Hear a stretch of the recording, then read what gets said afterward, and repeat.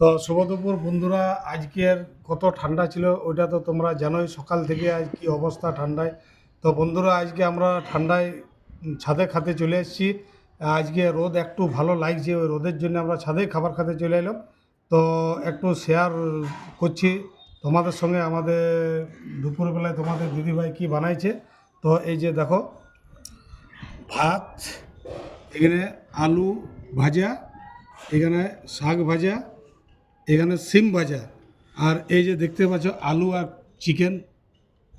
তো বন্ধুরা, মানে আজকে মেনুটা যেরকম আছে, এত খিদা লেগেছে, মানে এরপর আমি খাইতে শুরু করব। আর ঠান্ডায় দেখতেই পাচ্ছ আমি কত রকম পরে আছি। হ্যাঁ, মানে ঠান্ডায় নিচে একদম খাইতে পারা যাবে না ঘরে। তো ছাদে এই খাবার শুরু করব। তো বন্ধুরা, কার কার খাবার ইচ্ছা আছে আমার বাড়ি চলে এসো। তো বাই, আমার খুব জোর খিদা পাচ্ছে, আমি শুরু করছি খাবার। বাই।